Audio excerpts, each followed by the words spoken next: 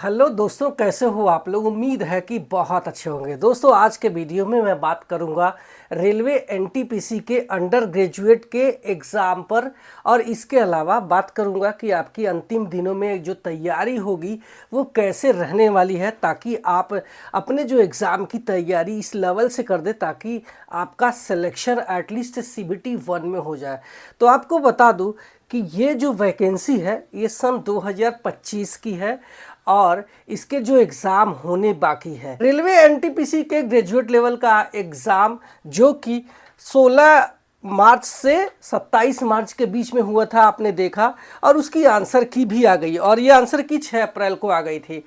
तो अब जो अगला एग्ज़ाम होगा ये अंडर ग्रेजुएट का होगा, क्योंकि अब सारे एग्ज़ाम निपट चुके हैं। बस मेन जो एग्ज़ाम बाकी है ये है एनटीपीसी के अंडर ग्रेजुएट का, और इसके बाद जो मेन एग्ज़ाम है आरआरबी ग्रुप डी वाला वो बचा हुआ है। जो अंडर ग्रेजुएट का एग्ज़ाम है ये अब ये मान के चलना कि ये अप्रैल में कभी भी डेट आ सकती है, लास्ट में भी डेट आ सकती है। तो आपका एग्ज़ाम हो सकता है कि अगले महीने स्टार्ट हो जाए, जो कि आपको आप देख सकते हैं कि लास्ट टाइम भी आपको बहुत कम चांस मिला था।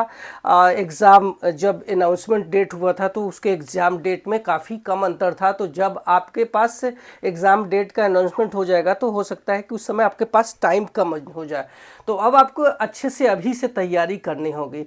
तो आपको बता दूं कि जो 2024 के नोटिफिकेशन में जो एग्ज़ाम हुए थे वो 7 अगस्त से 9 सितंबर के बीच में हुए थे। उस समय जो टोटल वैकेंसी थी ये 3445 थी, और जो एग्ज़ाम हुए थे वो लगभग जो फॉर्म डाले गए थे उस समय 58 से 60 लाख फॉर्म डाले गए थे। लेकिन अब की बार चूंकि ये वैकेंसी कम है तो इस समय जो है ये वैकेंसी भी थोड़ी सी कम डाले गए हैं। जो फॉर्म डाले गए हैं ये लगभग 40 से 50 लाख के बीच में हो सकती है। ये एक अनुमानित आंकड़ा है कि ये 12th लेवल के जो स्टूडेंट हैं उन्होंने भी फॉर्म भरा है, और जिन्होंने ग्रेजुएट कर लिया है उन्होंने भी ये पूरा का पूरा फॉर्म भर दिया है।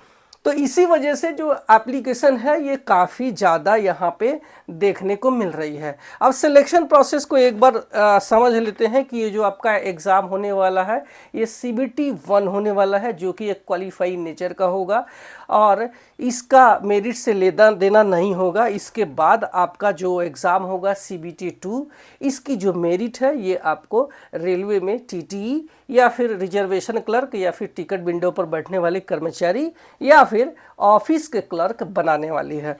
इसके बाद अगर ज़रूरी होगा तो टाइपिंग होगा। अगर आप क्लर्क वाली पोस्ट पर जाना चाहते हैं तो टाइपिंग होगा, नहीं तो अगर आप टीटी वाली पोस्ट पर जाना चाहते हैं तो वहाँ पे टाइपिंग टेस्ट नहीं होगा। उसके बाद डॉक्यूमेंट वेरिफिकेशन, उसके बाद मेडिकल हो जाएगा, और मेडिकल के बाद आपकी ज्वाइनिंग हो जाएगी। हालांकि जो ज्वाइनिंग है अभी भी 2024 वाला रुकी हुई है, बहुत जल्दी उसका भी ज्वाइनिंग करवा लिया जाएगा, ऐसा मैं उम्मीद करता हूँ। तो जब हम सीबीटी 1 की बात करते हैं तो आपका जो एग्ज़ाम होने वाला है ये 100 सवाल पूछे जाएंगे, जिसके लिए आपको 90 मिनट का समय दिया जाएगा। 1/3 का निगेटिव मार्किंग रहेगा। प्रश्नों को बंटवारा इस तरीके से होगा कि मैथमेटिक्स के 30, रीजनिंग के 30 और जनरल अवेयरनेस जिसमें करंट अफेयर्स का वेटेज ज़्यादा होगा। पेपर लेवल के डिफ़िकल्टी लेवल की बात करूं तो ये मॉडरेट ही रहने वाला है। अच्छा, अब ये सवाल उठता है कि क्या आज से स्टार्ट करें तो क्या सीबीटी 1 का एग्ज़ाम क्लियर हो सकता है? तो नहीं। इसमें अगर आपने बिल्कुल भी स्टार्ट ही नहीं किया है तो आपका ये वाला वैकेंसी में आपको छोड़ देना चाहिए, तैयारी नहीं करना चाहिए। लेकिन अगर आप तैयारी करते हैं तो आप अगली जो वैकेंसी 2026 की आने वाली है, जो कि लास्ट में हमें जुलाई से सितंबर के बीच में एज पर कैलेंडर देखने को मिलेगा, तो उसके लिए आप अपनी तैयारी कर सकते हैं अभी से। तो अब बात करते हैं कि आपका जो रणनीति है वो कैसे रहनी चाहिए लास्ट टाइम में, ताकि आपका जो इस एग्ज़ाम को क्लियर आसानी से हो जाए। तो don't waste your time to watch expected cut off. अगर आपके सामने एक्सपेक्टेड कट ऑफ की वीडियो आती है तो उसको देखने में अपना टाइम बर्बाद ना करें।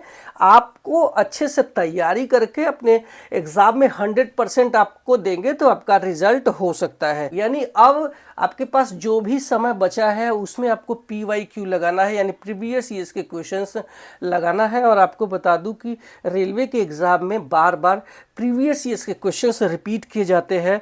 इसमें आप सिर्फ NTPC के अंडर ग्रेजुएट का नहीं, बल्कि आप NTPC के ग्रेजुएट लेवल का, इसके अलावा ALP JE टेक्नीशियन और आपका ग्रुप D के भी अगर आप प्रीवियस ईयर्स के क्वेश्चंस लगा पा रहे हो, जितना आपके पास टाइम है तो ज़्यादा से ज़्यादा प्रीवियस ईयर्स के क्वेश्चंस सारे एग्ज़ाम का लगाओ, क्योंकि सारे एग्ज़ाम के जो क्वेश्चंस हैं इसमें से उसमें आपके घूमते रहते हैं, आपके पूछे जाते हैं।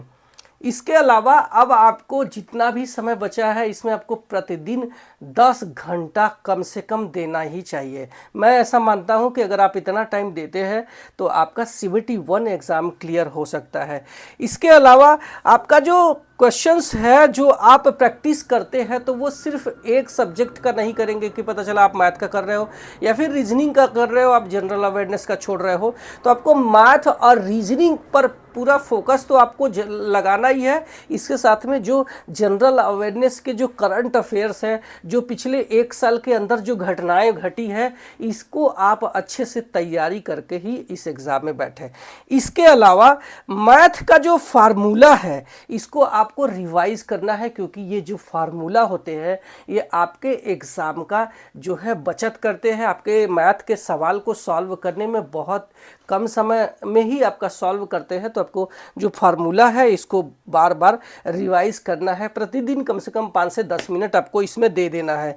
इसके अलावा आप जो प्रैक्टिस अटेम्प्ट कर रहे हैं ना, उसको एनालिसिस करना है कि आप कितने पानी में हो। आप सवाल सॉल्व किए जा रहे हैं, लेकिन कितना सही है कितना गलत आप समझ नहीं पा रहे हैं। तो इसको आपको बहुत ज़रूरी है एनालिसिस करना कि कितने सवाल सही कर पा रहे हो। तो इसके लिए आप कोई भी मॉक टेस्ट लगाना जरूर। इसके अलावा आप जो है GK GS पे बहुत ज़्यादा फोकस करो, ये मैंने बता दिया है। इसके अलावा आप जो है एक टारगेट जरूर अचीव करने का जो है सेट कर लेना कि आपका जैसे मान लो हम एग्ज़ाम में कितने क्वेश्चन अटेम्प्ट कर पा रहे हैं, तो एटलीस्ट 100 में से 85 प्लस ही आपका जो है अटेम्प्ट कर रहे हैं। तो इतना अगर कम हो रहा है तो वो सही नहीं है, इससे ज़्यादा ही आपके मार्क आपके मॉक टेस्ट में आने चाहिए। तो इस तरीके से अगर आप तैयारी करके आप एग्ज़ाम में जाते हैं तो आपका जो है ज़रूर से ज़रूर सिलेक्शन हो जाएगा। इसके अलावा जब भी आप एग्ज़ाम हॉल में जाए तो आप तुक्का या फिर क्वेश्चंस को गेस वर्क करने से बचें। 10 से 15% ही सवाल आप गेस कर सकते हैं। अगर इससे ज़्यादा आप गेस कर रहे हैं तो ये आपके लिए सही नहीं रहने वाला है। तो ये था हमारा एग्ज़ाम पे अपडेट और आपकी जो तैयारी पर अपडेट। आपको अगर वीडियो अच्छी लगी है तो लाइक करना, अपने दोस्तों में पहुंचाना, और मेरे चैनल पे पहली बार आए हैं तो सब्सक्राइब करके जाना, क्योंकि मैं यहाँ सिर्फ आपके फ़ायदे की बात करता हूँ। Thank you so much.